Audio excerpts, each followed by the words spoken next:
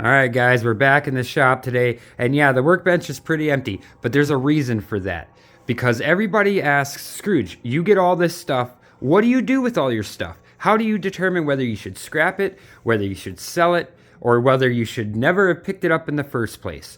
Well, here we're going to walk you through it today, step by step, a little guideline to maybe just show you the difference between what you shouldn't sell or what you should look into further, and what you should scrap out right away, and what you just should never have picked up in the first place, at least in my opinion. Everybody does it differently, but you know, we're gonna go with it. And as always, I always got somebody on and playing in the background. I got Empire Finds today, his latest video. He's doing some stuff with some computer stuff, and he melts things, and so I always have somebody on in the background just soaking up information, because you never know when you're gonna turn around and see something that you didn't already know. And that's what this is all about. It's all about learning, ain't that right? So let's get something up on the table. We're going to start with what you find in the wild, because there's a lot of stuff out in the wild there that you just walk by and you just pass up and there wouldn't be nothing there. So let's take a look. All right, so these guys are probably going to be your number one find, at least in my area. And a lot of people pass them up. Well, they may be able to find a lot more of other stuff. So they don't take TVs, but for me, I take them. And if you don't know what's inside these LED TVs, go take a look at my other videos and check it out, because there is hidden features, secrets, and even bonuses that I point out at the end of my videos where you can find extra little tidbits of gold. So for me, I never pass these up. These you just see them everywhere. So that's definite, and unless you need the TV or know somebody close to you that needs a TV, I just scrap them out. I get them gone, get them out of the shop, because yes, they take up room. And if you look back here, you can see back there, that whole frame back there behind Wubbs, that is a TV that is still taking up my shop. And I'm just running through because I have all this stuff here. Anyways, I got a big giant 90-inch TV that needs to go as well. And this is part of our TV special. We're gonna weigh out all the stuff at the end and kind of see, you know, what's steel and what we get. But that 90-inch TV sure is a bugger taking up my shop. But so TVs, if you don't need them, scrap them out. You don't want them, bring them to me. I take them for free. All right, we moved on to microwaves. Yes, that's the next thing I find a lot of, and I'm sure you'll find a lot in your area. I went out one day after watching somebody else's video, and they were talking about not finding microwaves and stuff, and I found 15 of them. No joke, 15 of them in a stack. I got them back over in there, and we're gonna have a video on them. But microwaves, they really can be a hit and miss. I mean, if you get ones with cords on it, that's a bonus. Most of the time, if you're looking for microwaves, you're probably not going to find the cord on it, and it ain't going to work anyways. People get rid of TVs and microwaves because they stop working, for the most part. That's what I found. And now, so you get the cord, that has a little bit of copper in it. You might be able to crack it open, get the transformer out of there. That might have a little copper in it. It might have a little aluminum. I put the aluminum in my aluminum pile, and I know people don't waste their time on it, but I do, because it's worth it to me. What is not worth it is when you pick one of these suckers up off the street and the thing is just nasty inside. Now you determine whether you want that in your shop or you want that. That's a hidden feature that I had to learn myself after picking up tons and tons. I mean, over 50 or 60 of these to find that out. But another secret, I take the trays out if I'm in a free pile and I leave the tray there. Not to mess up the pile, I try to put it in something. But hey, that's less glass and less weight you have to deal with later. But these do have another hidden feature. A lot of people don't pay attention to and a lot of people laugh at. But here, let me show you what's going on here. That's right, that's Scrooge's old screw bucket right there everybody talks about. My nice brass bucket my wife gave me. Love it to death, won't get rid of it. But what I will get rid of is all my screw collection.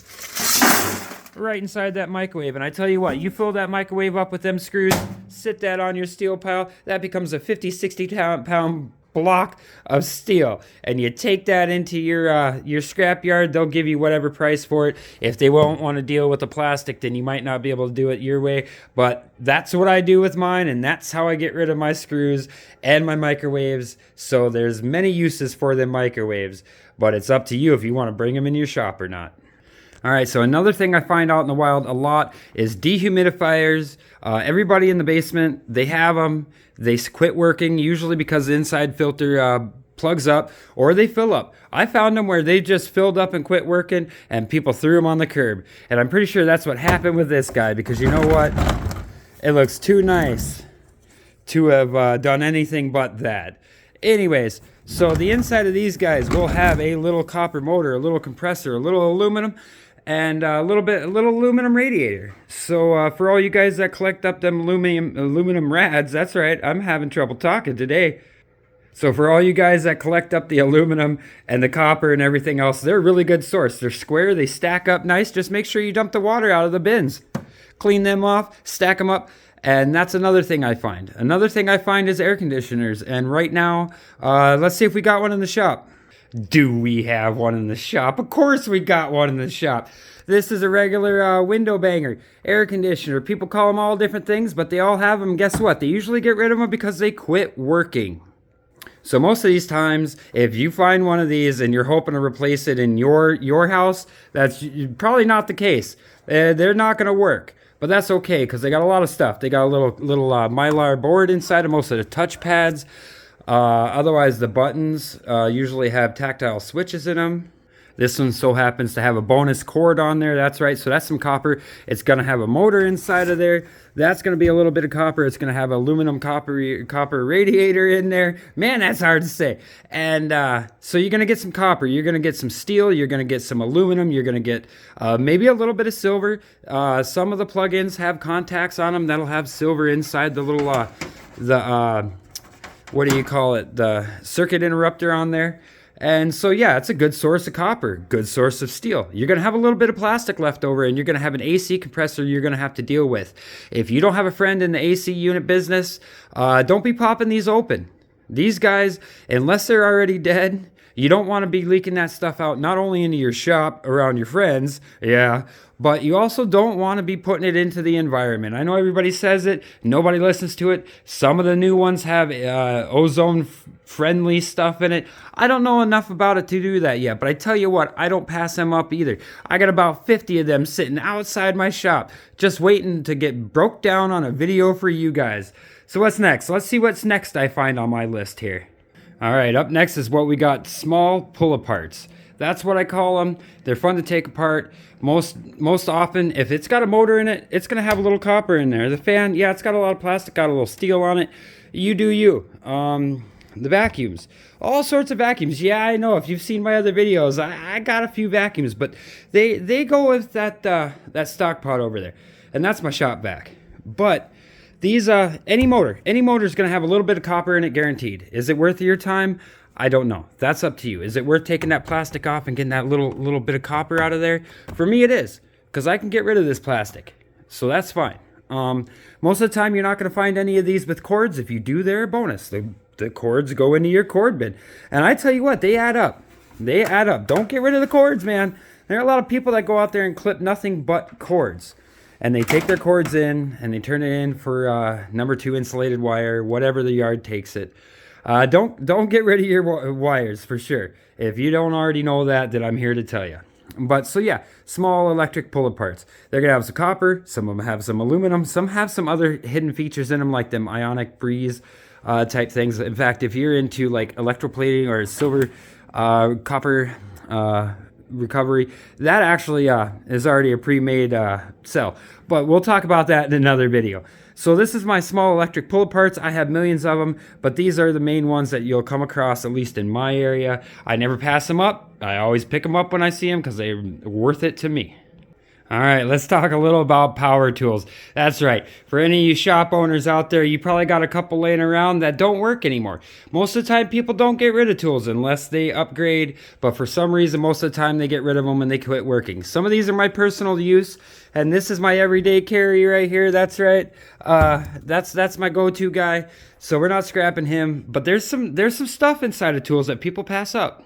So if we just start with the hand tools, I mean, this guy's going to have, it's got a steel, aluminum or steel, I'm not sure yet. But it's got a metal case on there. Of course it does. Let's just grab there we go. Look at that. Now we know that's got an aluminum case on there. That's super nice. So that's aluminum.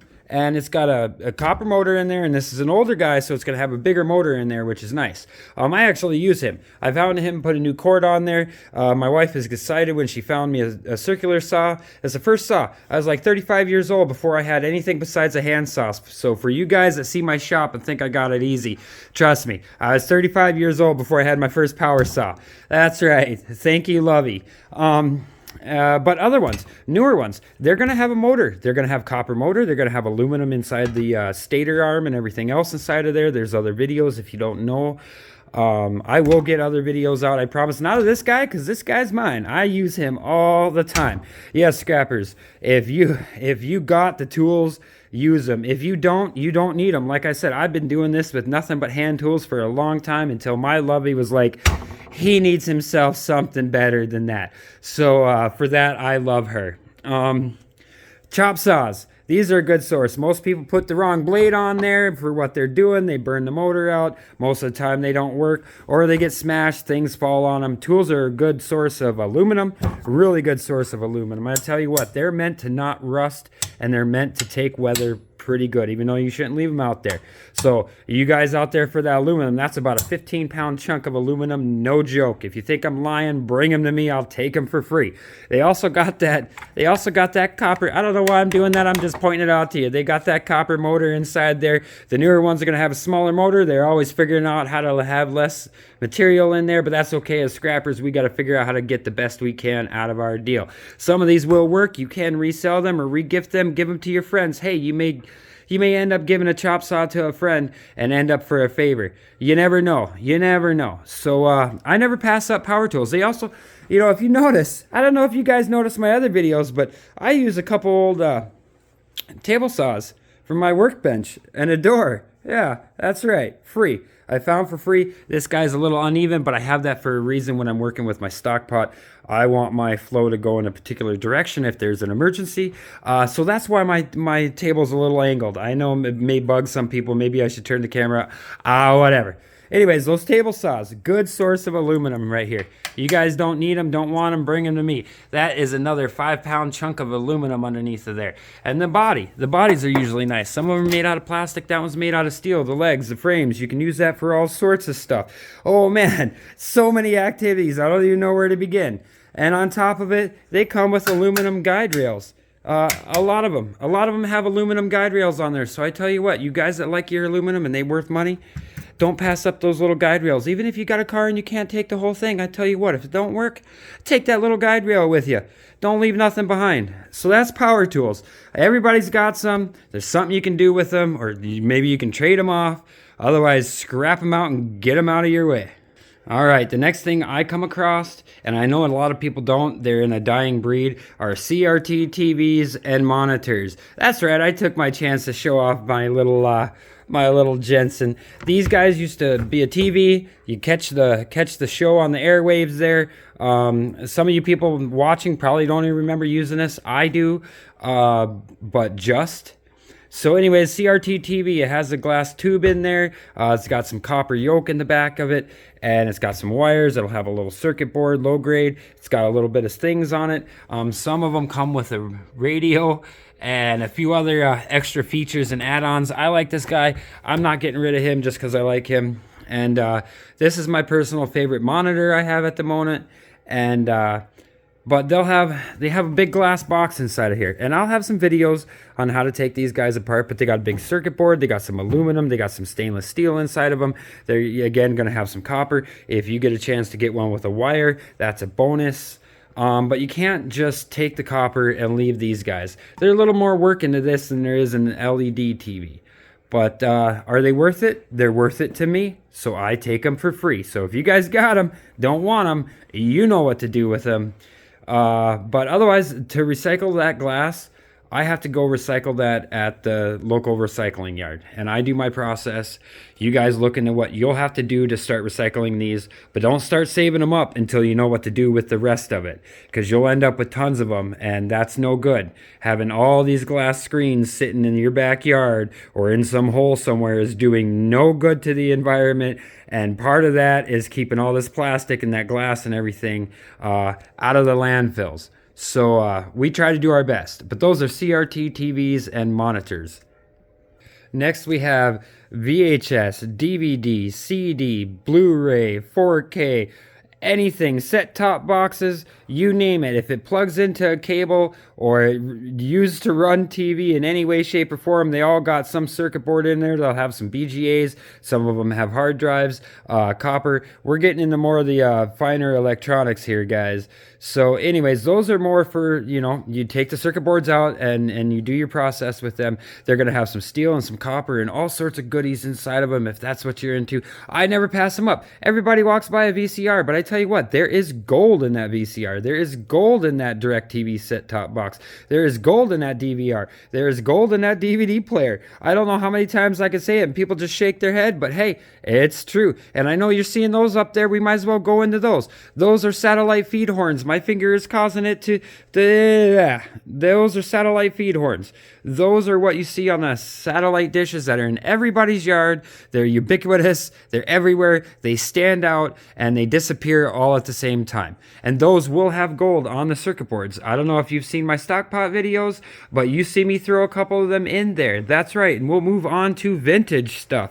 I got a few vintage things. I like them. I'm probably not going to scrap them out. But yes, these record players and these tuners and CB radios and old set-top boxes and old radios, those are going to have gold, and those are going to have silver, and those are going to have platinum, and they're going to have a lot of other stuff in them too.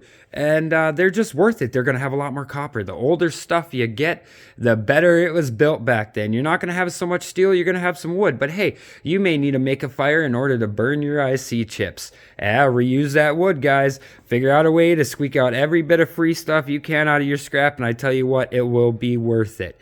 And then back here, we got a couple things tucked in back here that I don't want to scrap out right now. We got an old compact Presario, and we got an old compact portable back there. That's right. That's when you start determining whether or not you should be scrapping it out. And that's a fine line. And that's a line that everybody draws for themselves. There's a sweet spot in time. Hold on here. I'll get everything pulled out. All right, so we got a couple laid out here. They're pretty good examples. And you're all going to be like, well, how do you know what to scrap out, what not to scrap out when it comes to computers? Because I know everybody's going to be asking about computers. Well, so you find them in the wild like this. I tell you what, guys, this is a no-brainer. There's nothing in here that's going to be salvageable. And if it is, you're wrecking or taking a risk of wrecking your reputation as a seller if you try to sell any of these parts. That's up to you. But I tell you what, there's lots of goodies in here that got a lot of gold and everything on them. And I'm going to take that apart. That's a no-brainer. This one's getting scrapped. This one. Now, I've had this one on the channel a couple times, only because it's been in the background as an example. But, yeah, it looks nice. It looks clean. It looks like, hey, you can put a couple parts in here. I don't know how to do that. That's not up to me. So for me and my process, this one's getting scrapped out too. There ain't much on there for me, and I've got enough computers and enough stuff as you hear me looking around. I got enough stuff already. So these guys are definitely getting scrapped out, and they're found out in the wild like this. This one, like, yeah. So that one's getting scrapped out. This guy's getting scrapped out too. Unfortunately, I've got too many of them. I really do. And that's going to bring us to the next thing. Yeah, that's right. I really didn't feel like moving all these guys either, but they're printers. A lot of people walk by them. Everybody throws them away, but I tell you what, there are some hidden goodies inside of those printers. I will go and we will bust down all 20 of these. I have a bunch more way over there, and we'll bust them all down in one video, and we'll get a measure on what it is. There's going to have some glass in there. There's going to have some plastic in there. There's going to have some circuit boards in there with a little bit of gold on them, and not much. And yeah, you're going to have to figure out a way. Is it worth getting rid of all that plastic and messing around? They're going to have ink in there. Tell you what, you guys start messing with these, you're going to want to put paper down for a fact. You're going to want gloves on for a fact. And you're not going to want to be holding your camera or anything else when you do it for a fact. So, yeah, a little tip, a little dirty. They're dirty when you go to mess with them. But I tell you what, they're worth it to me. I don't know if they are to you guys. And if they're not, like I said, you know what to do with them. All right, and by now, I know you're saying to yourself, Scrooge, that's a no-brainer. We know all those. But what about computers? How do you tell old stuff from new old stuff? Well, I'm glad you asked. So if this represents a computer of today, it doesn't have much gold in it. It's got a little aluminum inside of there. It's not really much on the sockets. The whole board doesn't have a lot on it. It has some.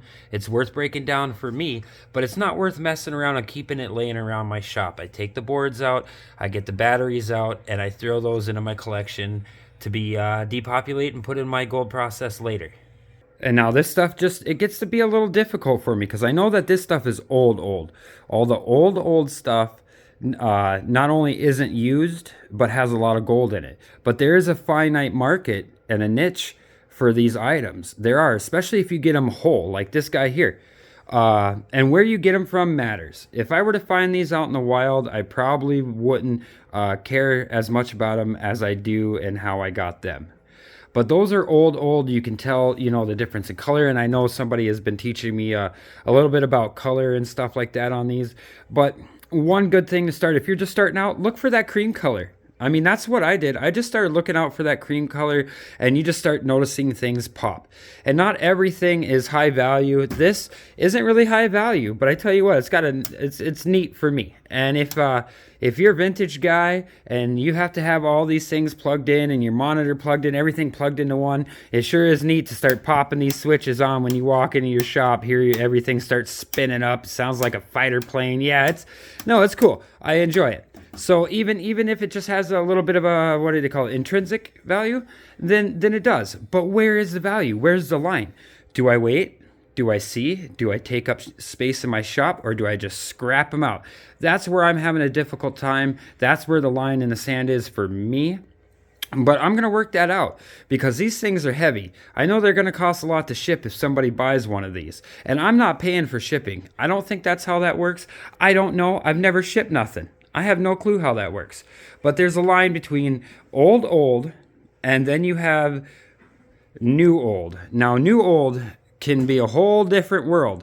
Now, if you get a hold of some of these guys, there's a niche for them. There's a market for them. People my age are coming back with nostalgic feelings for the old apples that are all, cute and spaceship looking, and they all work and everything. And people like these G5s. These G5s, these Apple G5s right here, apparently were the powerhouse. They were the bee's knees, man, when they came out. Liquid cooled, dual processing, I do believe. It was just happening for that guy. And these guys are good too. But so that's kind of the line between, value. Like there's old value, there's new old value, and then there's today's market where it's fallen out of date. It can't be updated, but it is definitely not worth leaving in your shop like the computers you just seen before here. All right, what we got next are all-in-ones. That's right, for all you guys that snob CRT monitors and walk past them, yeah, this ain't an all-in-one, this is just a monitor. But for all you guys that walk past those guys, you'd be walking past these too. And these aren't just monitors. They are whole and complete computers. That's right. They have a niche market, and some people love them, some people hate them. When they came out, every company's made their version of them. I just so happen to have some Apples here, but they're kind of job specific. These all-in-ones, you can't really upgrade them a lot. I know some places sometimes you can, but for the most part, they are what they are, and that's okay. Most places that need them are like office settings or things that have job-specific stuff that isn't going to be exploring the web as much and so on and so forth. But I tell you what, if you walk past one of these CRT monitors and you don't pick that guy up, you're going to walk past these two. And they're whole computers, and they all got their RAM chips or memory sticks. They got all their goods. They got all their goods inside of them. They're not just a monitor. And trust me, these two guys, holy buckets, they weigh a lot. They weigh like 50 pounds. No joke. That's right away. That comes from experience. When you pick up one of these guys and they weigh a little heavy and you're like, yeah, monitors weigh. You pick up an all-in-one, there's a difference. So keep your eye out for those. And for those guys that snob the monitors, start picking them up. You never know what you're going to get your hands on if you just pick up a monitor and be like, oh, buddy, buckets. It's got a whole bunch of activities inside of it. That's right. And then we got, of course, random buckets of wires. Yeah, that's right. You find random boxes, random things, little electronics. I'm going to bust through this really quick and sort it out, kind of. And we're going to see what's in this random trash can. Just full of wires and stuff. This was picked up along with my other electrical pickup. But so we're going to see what's in there really quick. All right, holy buckets, that took a minute, but we got it. Let's get in here and let's see what we got. Well, first we got that pile of wires, that's for sure. Everybody knows it. And I don't know if you can see this, but I could probably reach anywhere randomly in this pile of wires and pull out some gold. And gold. And gold. And gold. And gold. I mean, this is here. It's here. I'm not making this stuff up. For all you guys that think I'm fooling, just go do a little research. And this was just in a random bucket. And I guarantee there is a surprising amount of gold in that collection of wires. Now you just got to ask yourself, is it worth your time to clip those ends and do the process to get it? Because yes, that stuff does exist, and it is really nice looking gold inside of those guys. It really is. So it's hard for me to pass that stuff up. And then I tell you what, you never know what's in a random box. I mean, we got some stuff for Apple. I don't even know what that is. That's like a power converter or something. I'm not sure. But you know what?